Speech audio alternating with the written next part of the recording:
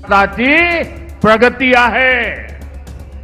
साथियों, आज महाराष्ट्र के लोग कांग्रेस की करतूतों का काला चिट्ठा पड़ोसी राज्य कर्नाटका में देख रहे हैं. कर्नाटका में कांग्रेस ने झूठ का वही टेप रिकॉर्डर बजाकर वोट मांगे, हवाई वादे किए. सरकार बनी तो कांग्रेस ने हाथ खड़े कर दिए. अब वादे पूरे करने की जगह कांग्रेस ने जनता से वसूली का अभियान चलाया हुआ है. कर्नाटका में आए दिन कोई न कोई घोटाला सामने आ रहा है. यानी कर्नाटका में कांग्रेस जनता को खुलेआम लूट रही है. आरोप है कि लूट का यही पैसा महाराष्ट्र में भेजकर चुनाव लड़वाया जा रहा है. अगर हमें महाराष्ट्र को बचाना है तो कांग्रेस नाम की इस आफत को दूर ही रखना है. साथियों, पूरा देश इन दिनों कांग्रेस का एक और विश्वासघात देख रहा है. कांग्रेस ने जम्मू कश्मीर विधानसभा में आर्टिकल 370 फिर से लागू करने का प्रस्ताव पास किया है. जो लोग संविधान की किताबें देश को दिखा रहे हैं और महाराष्ट्र में कोरे कागजों वाली किताब बांट रहे हैं, जरा मैं उनको पूछना चाहता हूं. 6-6, 7-7 दशक तक उन्होंने देश पर राज किया है. जरा बताएं, बाबा साहब आंबेडकर ने बनाया संविधान पूरे हिंदुस्तान में लागू क्यों नहीं हुआ? 6-6, 7-7 दशक तक बाबा साहब का संविधान पूरे हिंदुस्तान में लागू नहीं था. आपको भी सुनकर के शायद आश्चर्य होता होगा, लेकिन ये सच्चाई है. जम्मू कश्मीर में अलग विधान था. भारत का संविधान वहां नहीं चलता था.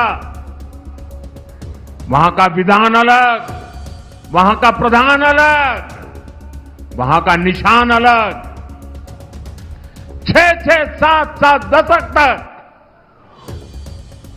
पहली बार बाबा साहब का संविधान जम्मू कश्मीर में तब पहुंचा जब आपने मोदी को सेवा का अवसर दिया. इन्होंने 370 की ऐसी दीवार खड़ी कर दी थी कि भारत का संविधान वहां घुस नहीं सकता था. आपके आशीर्वाद से 140 करोड़ देशवासियों की प्रबल इच्छा शक्ति से आपके इस सेवक मोदी ने 370 को जमीन में गाड़ दिया है.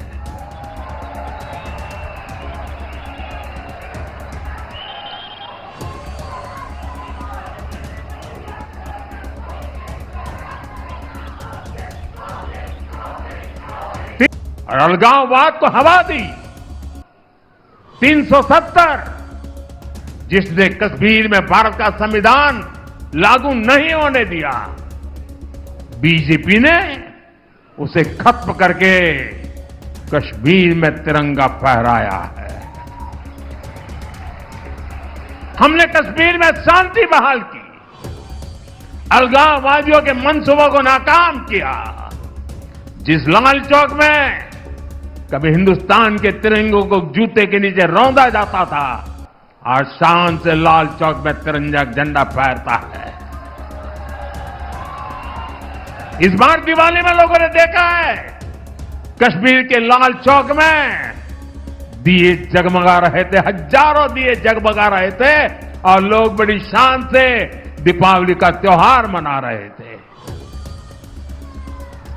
लेकिन कांग्रेस और उसके सभी चट्टे बट्टे साथी फिर से जम्मू कश्मीर में 370 लागू करने के लिए विधानसभा में प्रस्ताव पास कर रही है। मैं पुणे के मेरे देशभक्त भाई बहन, मैं आपसे पूछता हूं और मैं आशा करता हूं कि आप पूरी ताकत से जवाब देंगे। कश्मीर में फिर से 370 लागू करना, ये किसकी मांग है? किसकी मांग है? ये किसकी बात है? साथियों, पिछले 70 साल से ये भाषा सिर्फ और सिर्फ पाकिस्तान बोलता रहा है और आज जो भाषा पाकिस्तान बोलता था वो भाषा कांग्रेस बोल रही है, उसके चट्टे बट्टे बोल रहे हैं। साथियों, शाम का समय है, पुणे की नगरी है। देशवासियों को 370 का हमारा जो निर्णय है, जिसको उलटने का कांग्रेस खेल खेल रही है, उनको दिया दिखाना जरूरी है। आप अपना मोबाइल फोन निकालिए और अपने मोबाइल फोन से फ्लैश लाइट जलाइए, जरा मंच वाले भी जलाएं। देख लें देश के लोग, ये 370 हटाने का समर्थन है। देश अब कश्मीर को दूर रखने के लिए तैयार नहीं है।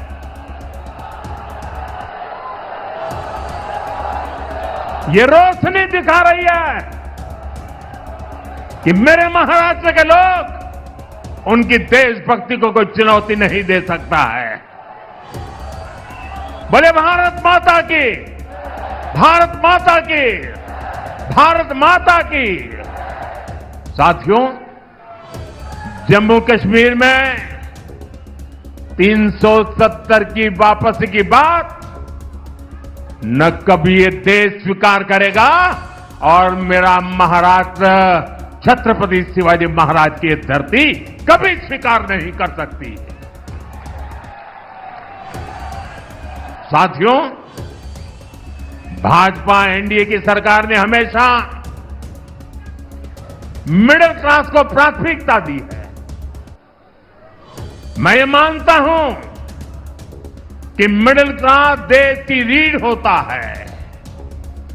ये मिडिल क्लास ही है जो ये वेल्थ क्रिएट करता है, वेल्थ जनरेट करता है। अगर आज भारत दुनिया की तीसरी सबसे बड़ी अर्थव्यवस्था बनने जा रहा है, तो इसमें सबसे बड़ा योगदान हमारे मध्यम वर्ग का ही है। मध्यम वर्ग प्रगति कर रहा है तभी देश प्रगति कर रहा है। इसलिए बीते 10 वर्षों में हमने मध्यम वर्ग को ध्यान में रखते हुए नई नीतियां बनाई, नए फैसले लिए। आज 7 लाख रुपए तक इनकम टैक्स जीरो कर दिया गया है, जीरो। सालाना 10-12 लाख रुपया तक पर टैक्स को बहुत कम किया गया है। इसका बहुत अधिक लाभ पुणे जैसे हमारे शहरों में काम करने वाले प्रोफेशनल्स को मिला है। हमारा यह भी प्रयास रहा है कि मिडिल क्लास को बीमारियों के इलाज पर कम से कम खर्च करना पड़े। पीएम जन औषधि केंद्र में 80% डिस्काउंट पर दवाओं से मिडिल क्लास के 30,000 करोड़ रुपए से ज्यादा की बचत हुई है। हार्ट के स्टेंट्स, नी इम्प्लांट्स, इनको सस्ता करना, इस फैसले से मेरे मिडिल क्लास के भाई बहनों को फायदा हुआ है। इससे लोगों के 85,000 करोड़ रुपए से ज्यादा बचत हुई है। और अब हमने आयुष्मान योजना के भी मिडिल क्लास के बुजुर्गों को भी कवर कर लिया है। इसका बहुत बड़ा फायदा पुणे जैसे शहरों में रहने वाले 70 वर्ष की आयु से ऊपर के सीनियर सिटीजन्स को होगा। यहां उपस्थित मैं आप सबसे कहना चाहता हूं, आपके परिवार में माता, पिता, दादा, दादी, नाना, नानी, चाचा, चाची जो भी 70 साल से ऊपर के हैं और अगर उनको बीमारी में कोई खर्च होता है, पहले वो जिम्मा आप पे सर पर था, अब वो जिम्मेवारी आपकी नहीं है, ये उनका बेटा मोदी संभालेगा।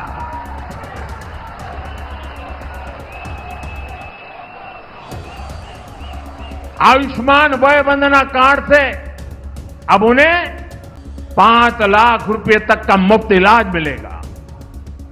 लोकसभा चुनाव के दौरान मैंने एक गारंटी आपको दी थी और अब मोदी ने अपनी गारंटी पूरी करके दिखाई है।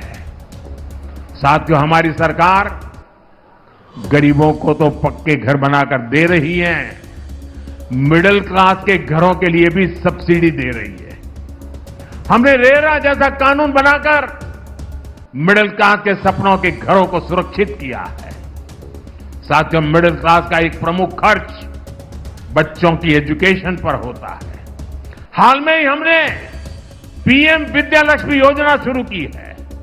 इस स्कीम के तहत जो भी युवा हायर एजुकेशन में एडमिशन लेना चाहता है, बेटा हो या बेटी, बिना गारंटी के अब आपको कुछ भी गिरवी नहीं रखना पड़ेगा। आपकी सबसे बड़ी गारंटी आपका सेवक मोदी है। 10 लाख रुपए तक का लोन बिना गारंटी आपके बच्चों की पढ़ाई के लिए, और ये लोन बहुत सस्ता होगा, इसमें ब्याज पर भी छूट होगी। मिडिल क्लास परिवार बच्चों को मेडिकल की पढ़ाई के लिए बाहर भेजने में बहुत खर्च करते हैं। बीते 10 साल में मेडिकल लाइन में हमने 1 लाख नई सीटें जोड़ी है। अब हमने तय किया है कि आने वाले 5 सालों में मेडिकल की 75,000 नई सीटें और जोड़ी जाएगी। इससे भी मिडिल क्लास के बच्चों का बहुत पैसा बचेगा, उन्हें पढ़ने के लिए बाहर नहीं जाना पड़ेगा। साथियों, पुणे, ये मेरा पुणे तो स्टार्टअप का हब है। हाल में हमने स्टार्टअप को बढ़ावा देने के लिए बहुत सारे कदम उठाए। हमने स्पेस स्टार्टअप के लिए 1,000 करोड़ रुपए का स्पेशल फंड बनाने का निर्णय लिया है। जो युवा साथी रिसर्च में जाना चाहते हैं, उनके लिए भी एक बहुत बड़ा रिसर्च फंड हमने बनाया है। नौजवानों को नौकरियां मिले, इसके लिए हमने विशेष पीएम पैकेज घोषित किया है। इसके तहत बड़ी बड़ी कंपनियों में इंटर्नशिप की योजना शुरू भी हो चुकी है। कंपनियों में पहली जॉब पर प्रोत्साहन देने का काम भी हमारी सरकार कर रही है। साथियों, पुणे महाराष्ट्र की सांस्कृतिक राजधानी है। महायुति की सरकार ने महाराष्ट्र की संस्कृति के संरक्षण और प्रसार के लिए कई महत्वपूर्ण कदम उठाए हैं। महाराष्ट्र के लोग दशकों से मराठी को अभिजात भाषा का दर्जा देने की मांग कर रहे थे,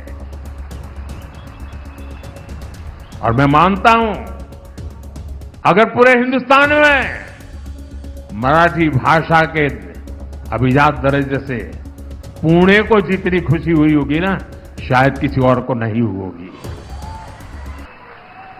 कांग्रेस की सरकारों ने, अगाड़ी के नेताओं ने हमेशा इसकी अनदेखी की।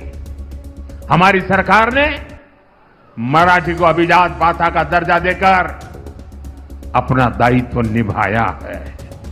हम महाराष्ट्र की विरासत को संरक्षित करने के लिए लगातार काम कर रहे हैं। जहां क्रांति ज्योति सावित्रीबाई फुले ने लड़कियों के लिए पहला स्कूल खोला था, वहां सावित्रीबाई फुले स्मारक बनाया जा रहा है। तुलापुर में धर्मवीर छत्रपति संभाजी महाराज समाधि स्थल पर भव्य स्मारक बनाया जा रहा है। श्री संत संताजी जगनाड़े महाराज समाधि स्थल को नए सिरे से विकसित किया जा रहा है। आंबेगांव शिव सृष्टि के काम को भी आगे बढ़ाया जा रहा है।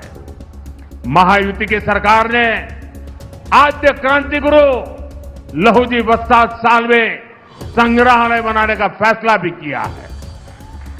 साथियों, ये काम बहुत पहले ही होने चाहिए थे, लेकिन विदेशी मानसिकता की गुलाम कांग्रेस ने महाराष्ट्र की संस्कृति से अपनी नफरत के कारण ये काम नहीं होने दिया। साथियों, कांग्रेस और उसके जैसे दलों ने हमेशा महाराष्ट्र का अपमान किया है। ये धरती छत्रपति शिवाजी महाराज की धरती है, लेकिन कांग्रेस और उसके साथी अगर कसीदे पढ़ते हैं तो औरंगजेब की शान के कसीदे पढ़ते हैं। ये लोग वीर सावरकर को गाली देते हैं। बाला साहब ठाकरे जैसे ऐसे महाराष्ट्र के गौरव की सराहना करने में इनके मुंह पर ताला लग जाता है। और मैंने इनको चुनौती दी है, अगाड़ी वाले जरा मेरी चुनौती को स्वीकार करें। उनके युवराज के मुंह से वीर सावरकर की तारीफ में एक भाषण करवा दे जरा। मैं अगाड़ी के साथियों को कहता हूं, अगर उनमें दम हो तो उनके युवराज के मुंह से बाला साहब ठाकरे की जरा तारीफ करवा करके सुनाए महाराष्ट्र को। साथियों, कांग्रेस एक ऐसी पार्टी है जिसके पास न नीति है, न नीयत है और नैतिकता का नामो निशान नहीं है। कांग्रेस को केवल और केवल सत्ता चाहिए। सत्ता के लिए कांग्रेस ने देश का विभाजन करवाया।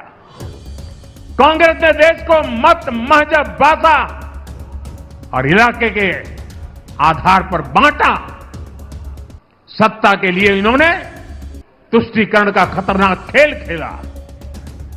और अब वही कांग्रेस सत्ता के लिए दलित, पिछड़ा और आदिवासी को तोड़ने और बांटने का खेल खेल रही है। कांग्रेस के लोग एससी, एसटी, ओबीसी को अलग अलग जातियों में बांटकर उनकी एकजुटता तोड़ना चाहते हैं। कांग्रेस एसटी की जातियों को आपस में लड़ाना चाहती है। कांग्रेस एससी की जातियों को आपस में लड़ाना चाहती है।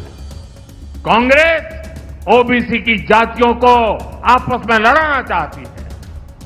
अलग अलग जातियों को आपस में लड़ाकर कांग्रेस पहले उन्हें कमजोर करेगी और बाद में उनका आरक्षण छीन लेगी। इसलिए आप सभी को बहुत सावधान रहना है। हमें याद रखना है, हम एक रहेंगे तो सेफ रहेंगे। हम एक रहेंगे तो हम एक रहेंगे तो हम एक रहेंगे तो साथियों, ये चुनाव महाराष्ट्र के साथ साथ पूरे देश को दिशा देने का चुनाव है।